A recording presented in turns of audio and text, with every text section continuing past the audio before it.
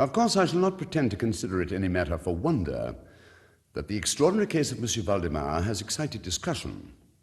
It would have been a miracle had it not, especially under the circumstances. It is now rendered necessary that I give the facts, as far as I comprehend them myself. They are succinctly these. My attention for the last 3 years had been repeatedly drawn to the subject of mesmerism, and about 9 months ago it occurred to me quite suddenly that in the series of experiments made hitherto there had been a very remarkable and most unaccountable omission. No person had as yet been mesmerized in articulo mortis. It remained to be seen, first, whether in such condition there existed in the patient any susceptibility to the magnetic influence. Secondly, whether, if any existed, it was impaired or increased by the condition. Thirdly, to what extent or for how long a period the encroachments of death might be arrested by the process. In looking around me for some subject by whose means I might test these particulars, I was brought to think of my friend Monsieur Ernest Valdemar, the well-known compiler of the Bibliotheca Forensica, and author under the nom de plume of Isaac Marx of the Polish versions of Wallenstein and Gargantua. Monsieur Valdemar, who has resided principally at Harlem, New York since the year 1839, is, or was, particularly noticeable for the extreme spareness of his person, his lower limbs much resembling those of John Randolph, and also for the whiteness of his whiskers, in violent contrast to the blackness of his hair, the latter in consequence being very generally mistaken for a wig. His temperament was markedly nervous, and rendered him a good subject for mesmeric experiment. On 2 or 3 occasions I put him to sleep with little difficulty, but was disappointed in other results, which his peculiar constitution had naturally led me to anticipate. His will was at no period positively or thoroughly under my control. I always attributed my failure at these points to the disordered state of his health. For some months previous to my becoming acquainted with him, his physicians had declared him in a confirmed phthisis. It was his custom, indeed, to speak calmly of his approaching dissolution, as of a matter neither to be avoided nor regretted. When the ideas to which I have alluded first occurred to me, it was, of course, very natural that I should think of Monsieur Valdemar. I knew the steady philosophy of the man too well to apprehend any scruples from him, and he had no relatives in America who would be likely to interfere. I spoke to him frankly upon the subject, and to my surprise, his interest seemed vividly excited. I say to my surprise, for although he had always yielded his person freely to my experiments, he had never before given me any tokens of sympathy with what I did. His disease was of that character which would admit of exact calculation in respect to the epoch of its termination in death, and it was finally arranged between us that he would send for me about 24 hours before the period announced by his physicians as that of his decease. It is now rather more than 7 months since I received from Monsieur Valdemar himself the subjoined note. My dear P., you may as well come now. D and F are agreed that I cannot hold up beyond tomorrow midnight, and I think they have hit the time very nearly. Valdemar. I received this note within half an hour after it was written, and in 15 minutes more I was in the dying man's chamber. I had not seen him for 10 days, and was appalled by the fearful alteration which the brief interval had wrought in him. His face wore a leaden hue, the eyes were utterly lustreless, and the emaciation was so extreme that the skin had been broken through by the cheekbones. Doctors D and F were in attendance. After pressing Valdemar's hand, I took these gentlemen aside and obtained from them a minute account of the patient's condition. The left lung had been for 18 months in a semi-osseous or cartilaginous state, and was, of course, entirely useless for all purposes of vitality. The right, in its upper portion, was also partially, if not thoroughly, ossified, while the lower region was merely a mass of purulent tubercles, running one into another. It was the opinion of both physicians that Monsieur Valdemar would die about midnight on the morrow, Sunday. It was then about 7 o'clock on Saturday evening. When they'd gone, I spoke freely with Monsieur Valdemar on the subject of his approaching dissolution, as well as, more particularly, of the experiment proposed. It wanted about 5 minutes of 8 when, taking the patient's hand, I begged him to state as distinctly as he could whether he was entirely willing that I should make the experiment of mesmerizing him in his then condition. He replied feebly, yet quite audibly, "Yes, I wish to be mesmerized. I fear you have deferred it too long." While he spoke thus, I commenced the passes which I had already found most effectual in subduing him.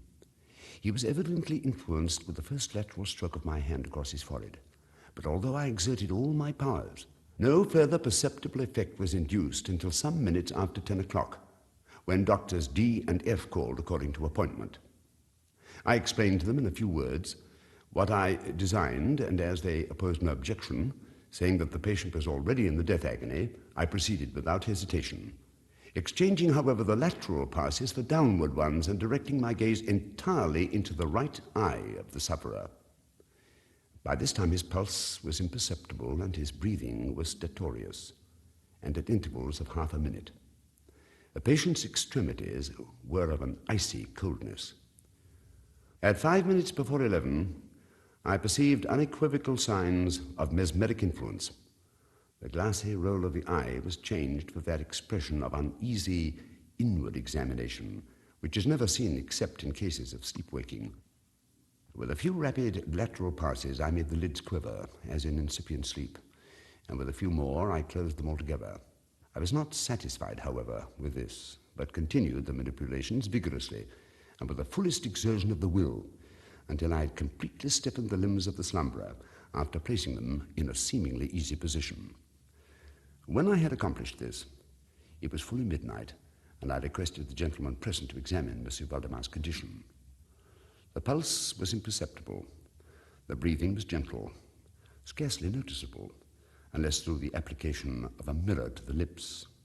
The eyes were closed naturally, and the limbs were as rigid and as cold as marble. Still, the general appearance was certainly not that of death. As I approached Monsieur Valdemar, I made a kind of half effort to influence his right arm into pursuit of my own, as I passed the latter gently to and fro above his person. In such experiments with this patient, I had never perfectly succeeded before, and assuredly I had little thought of succeeding now.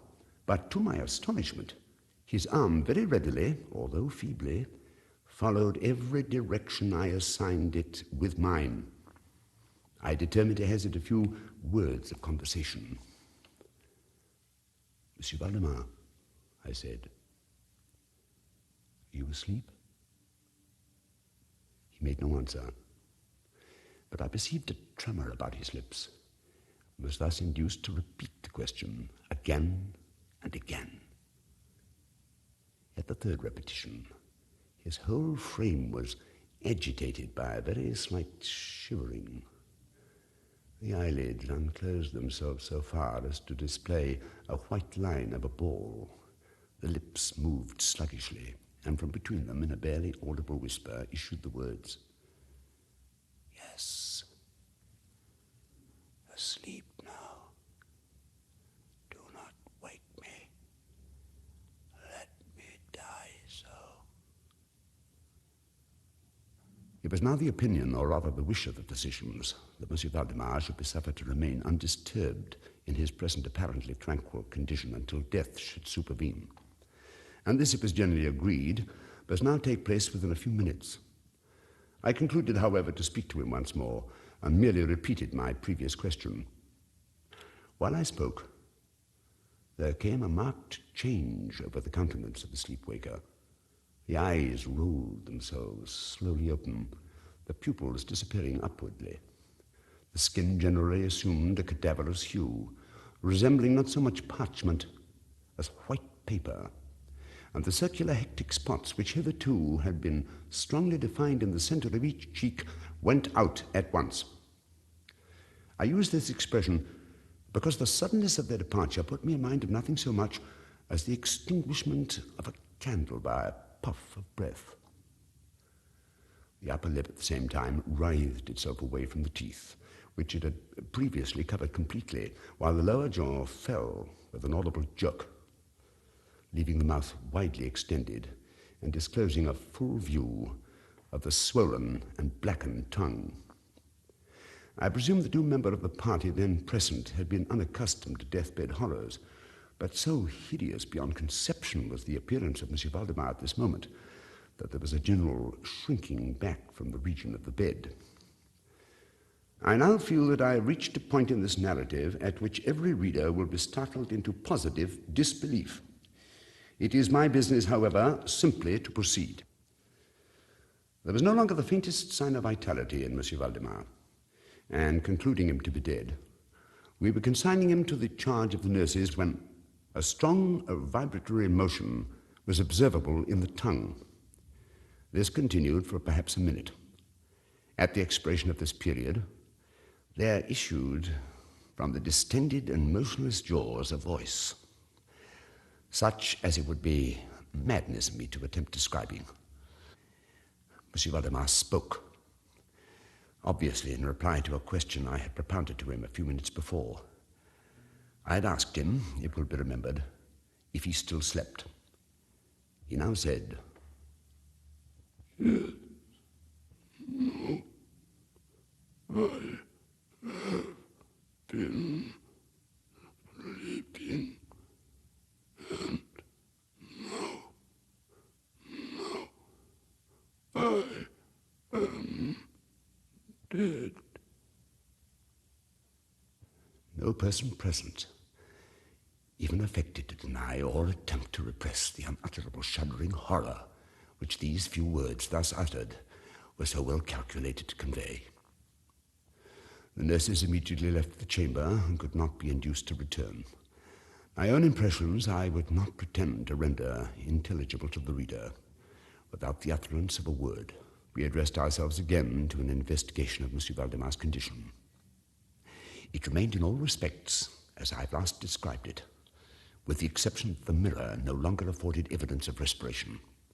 An attempt to draw blood from the arm failed. The only real indication of the mesmeric influence was now found in the vibratory motion of the tongue whenever I addressed Monsieur Valdemar a question. He seemed to be making an effort to reply, but had no longer sufficient volition.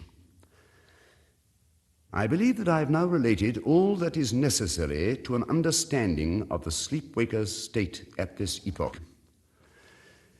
It was evident that so far death, or what is usually termed death, had been arrested by the mesmeric process.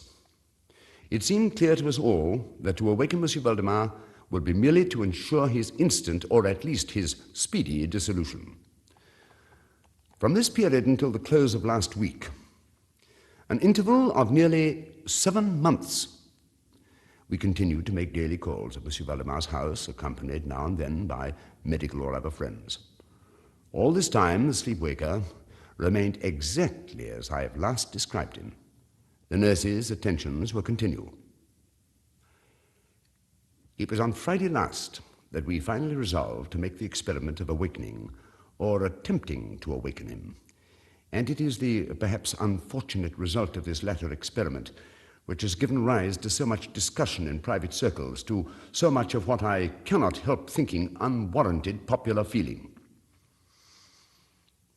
For the purpose of relieving Monsieur Valdemar from mesmeric trance, I made use of the customary passes. These for a time were unsuccessful.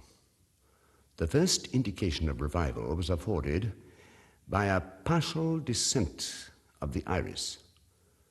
It was observed as especially remarkable that this lowering of the pupil was accompanied by the profuse outflowing of a yellowish ichor from beneath the lids, of a pungent and highly offensive odor. Dr. F. then intimated a desire to have me put a question.